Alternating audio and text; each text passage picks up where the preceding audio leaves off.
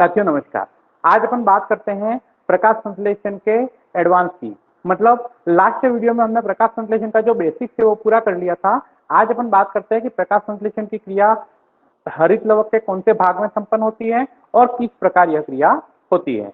तो समझे, प्रकाश संश्लेषण मुख्य रूप से दो चरणों में संपन्न होती है, एक तो प्रकाशिक अभिक्रिया और एक अप्रकाशिक अभिक्रिया। प्रकाशिक अभिक्रिया के लिए सूर्य के प्रकाश की आवश्यकता होती है, मतलब यह दिन में होती है। इस अभिक्रिया में जो रॉ मटेरियल बनता है, जो सूर्य की ऊर्जा को संग्रहित किया जाता है एटीपी और NADPH2 में, वो प्रकाश संश्लेषण का रॉ मटेरियल होता है।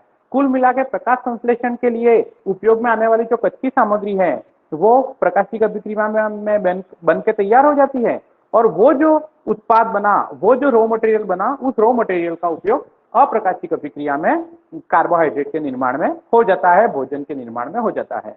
तो क्योंकि प्रकाश की उपस्थिति में रॉ मटेरियल बन जाता है, अब कार्बोहाइड्रेट बनाना है तो उसके लिए प्रकाश की आवश्यकता नहीं होती, यानी यह अभिक्रिया अंधेरे में भी हो सकती है। क्लियर।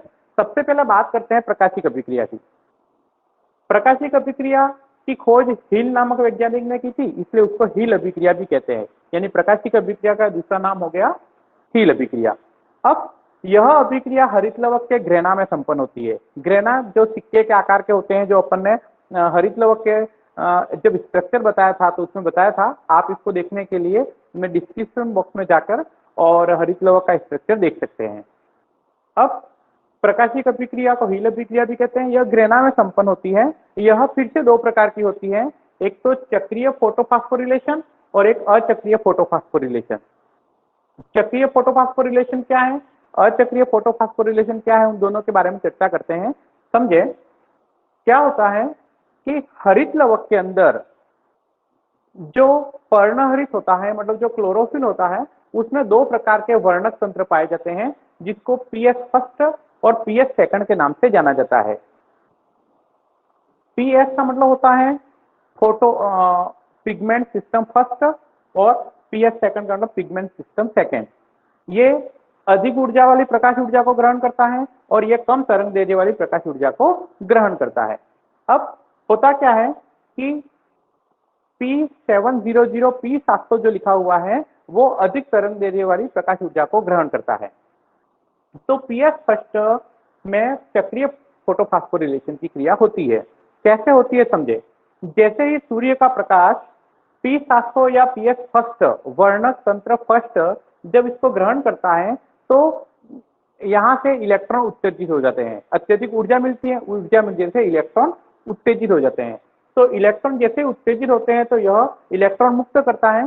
तो वर्णक तंत्र एक से निकलने वाले इलेक्ट्रॉन विभिन्न इलेक्ट्रॉन ग्राहियों से होते हुए वापस वर्णक तंत्र एक को, मतलब PS फर्स्ट को मिल जाते हैं, जिससे एक चक्र पूरा होता है, इसलिए उसको चक्रीय फोटोफॉस्फोरिलेशन कहते हैं। ये चीज क्लियर। तो जैसे ही सूर्य की ऊर्जा PS फर्स्ट को मिलती है तो उससे उत्तेजित होकर दो इलेक्ट्रॉन मुक्त होते हैं। इस इलेक्ट्रॉन जो मुक्त होते हैं उसका सबसे पहला इलेक्ट्रॉन ग्राही फेरिडॉक्सिन या FD होता है। फेरिडॉक्सिन या FD यह सबसे पहले इलेक्ट्रॉन ग्रहण करता है। यह इलेक्ट्रॉन आगे साइटोक्रोम बी को स्थानांतरित करता है। साइटोक्रोम बी यह इलेक्ट्रॉन साइटोक्रोम F को ट्रांसफर करता है। साइटोक्रोम F से यह इलेक्ट्रॉन प्लास्टोसाइनिन में ट्रांसफर हो जाते हैं और प्लास्टोसाइनिन से यह इलेक्ट्रॉन वापस फोटो सिस्टम फर्स्ट को मिल जाते हैं। इस प्रकार एक चक्र पूरा होता है। इस चक्र में दो ATP का निर्माण होता है, ये यहाँ पर ध्यान रखने वाली बात है। यानी चक्रीय फोटोफॉस्फोरिलेशन में उत्पाद क्या बना, तो उत्पाद दो ATP बने। वो ध्यान रखना है कैसे, कहाँ बने समझे। जब फेरिडॉक्सिन से इलेक्ट्रॉन साइटोक्रोम बी में जाते हैं तो उस समय एक ATP का निर्माण होता है, और जब साइटोक्रोम बी से इलेक्ट्रॉन साइटोक्रोम F में जाते हैं तो एक और ATP का निर्माण होता है। मतलब चक्रीय फोटोफॉस्फोरिलेशन में दो ATP का निर्माण होता है। ये चक्रीय फोटोफॉस्फोरिलेशन का उत्पाद है, दो ATP। यहां तक क्लियर। अब बात करते हैं अचक्रीय फोटोफॉस्फोरिलेशन की। अचक्रीय फोटोफॉस्फोरिलेशन में जो पिगमेंट सिस्टम सेकंड है उसको फोटो सिस्टम सेकंड भी कहते हैं। यह कम तरंगदैर्घ्य की प्रकाश ऊर्जा को अवशोषित करता है, मुख्य रूप से नीले प्रकाश का अवशोषण करता है। तो जब नीले प्रकाश का अवशोषण या कम तरंगदैर्घ्य वाली प्रकाश का अवशोषण करता है तो उससे उत्तेजित होकर जो इलेक्ट्रॉन मुक्त होते हैं, इस इलेक्ट्रॉन को सबसे पहले प्लास्टोक्विनोन ग्रहण करता है, यानी पहला इलेक्ट्रॉन ग्राही प्लास्टोक्विनोन है। अब प्लास्टोक्विनोन से यह इलेक्ट्रॉन साइटोक्रोम बी में चले जाते हैं। मैं इसको डैश डैश करके मिलाता हूं। वर्णक तंत्र सेकंड से निकले हुए इलेक्ट्रॉन सबसे पहले पहला इलेक्ट्रॉन ग्राही प्लास्टोक्विनोन है, वो ग्रहण करता है। प्लास्टोक्विनोन से यह इलेक्ट्रॉन साइटोक्रोम बी में चले जाते हैं, साइटोक्रोम बी से साइटोक्रोम एफ में चले जाते हैं, साइटोक्रोम एफ से यह इलेक्ट्रॉन प्लास्टोसाइनिन को ट्रांसफर होते हैं, प्लास्टोसाइनिन से ये इलेक्ट्रॉन पीएस फर्स्ट में चले जाते हैं, और पीएस फर्स्ट से ये इलेक्ट्रॉन फेरिडॉक्सिन में चले जाते हैं, और फेरिडॉक्सिन से यह इलेक्ट्रॉन वापस पीएस सेकंड में नहीं आते, यानी कि उसका चक्र पूरा नहीं होता, इसीलिए इसको अचक्रीय फोटोफॉस्फोरिलेशन कहते हैं। क्लियर होगी बात? तो फेरिडॉक्सिन से यह इलेक्ट्रॉन कहां जाते हैं ये समझे आप। फेरिडॉक्सिन से यह इलेक्ट्रॉन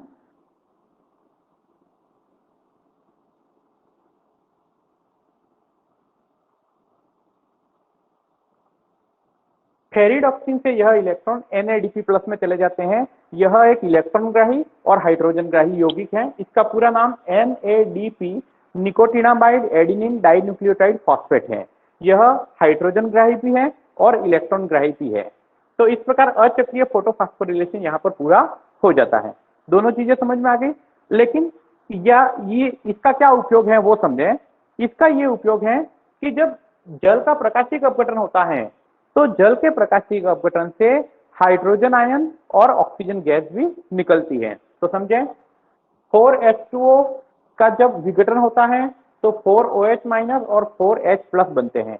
ठीक, ये जो 4H+ है, ये वाला 4H+, उसको और दो इलेक्ट्रॉन, ये इलेक्ट्रॉन कहां से आए? पीएस सेकंड से। तो दो इलेक्ट्रॉन और 4H+, इन दोनों को ग्रहण करता है 2NADP। 2NADP जैसे इसको ग्रहण करता है तो उसका अपचयन हो जाता है, और अपचयन से 2NADPH2 का निर्माण हो जाता है। क्लियर? अब अपने पास 4OH- बचा, हाइड्रोक्सिल आयन के 4 अणु बचे।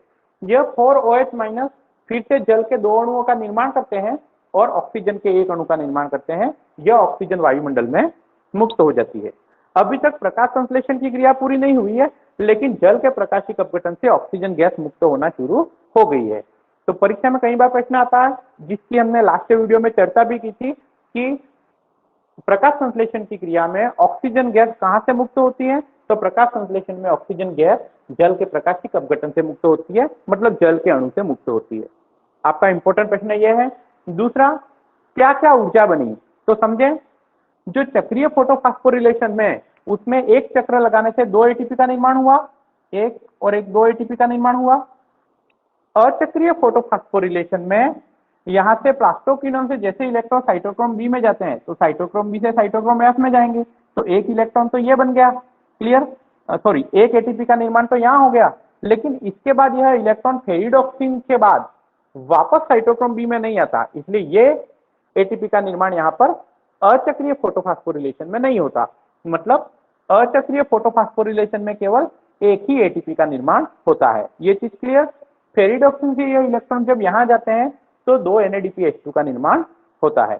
तो चक्रीय फोटोफॉस्फोरिलेशन में 2 ATP का निर्माण होता है, और अचक्रीय फोटोफॉस्फोरिलेशन में एक ATP और 2 NADPH2 का निर्माण होता है। क्लियर?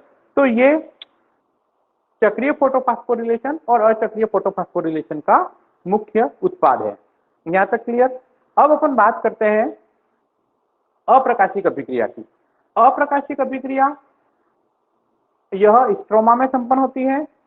यह स्ट्रोमा में संपन्न होती है, क्योंकि इसको प्रकाश की आवश्यकता नहीं होती, इसलिए उसका अलग अलग नाम है। मैं नाम यहां लिख रहा हूं, इसको डार्क रिएक्शन भी कहते हैं, इसका पहला नाम। इसकी खोज इसमें सीमाकारी कारकों की खोज ब्लैकमैन ने की थी, इसलिए इसको ब्लैकमैन अभिक्रिया भी कहते हैं। तीसरा, इसकी खोज केल्विन और बेंसन ने की थी, इसलिए उसको केल्विन बेंसन चक्र भी कहते हैं। और इस क्रिया में सबसे पहला उत्पाद जो है वो 3 कार्बन युक्त होता है, इसलिए उसको C3 चक्र के नाम से भी जानते हैं। और इस क्रिया में होता क्या है, CO2 का स्थिरीकरण, इसलिए उसको CO2 का स्थिरीकरण, CO2 का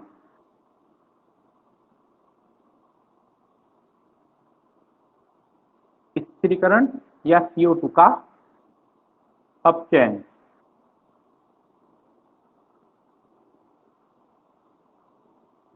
अपचयन भी कहते हैं। मतलब अप्रकाशिक अभिक्रिया के इतने सारे नाम आपको याद रखने हैं। अप्रकाशिक अभिक्रिया, डार्क रिएक्शन, ब्लैकमैन अभिक्रिया, केल्विन बेंसन चक्र, C3 चक्र, CO2 का स्थिरीकरण और CO2 का अपचयन, ये सभी एक ही अभिक्रिया के नाम हैं। ये अभिक्रिया क्या है उसका डिटेल हम अगले वीडियो में चर्चा करेंगे। यहाँ पर हमने चक्रीय फोटोफॉस्फोरिलेशन, अचक्रीय फोटोफॉस्फोरिलेशन और जल के प्रकाशिक अपघटन की बात की। तो चक्रीय फोटोफॉस्फोरिलेशन में क्या बना, चक्रीय फोटोफॉस्फोरिलेशन में 2 ATP का निर्माण हुआ। अचक्रीय फोटोफॉस्फोरिलेशन में 1 ATP और 2 NADP H+H+ का निर्माण हुआ। ये अचक्रीय फोटोफॉस्फोरिलेशन का उत्पाद और ये चक्रीय फोटोफॉस्फोरिलेशन का उत्पाद। तो मित्रों, ये वीडियो आपको कैसा लगा आप कमेंट करके जरूर बताएं। धन्यवाद।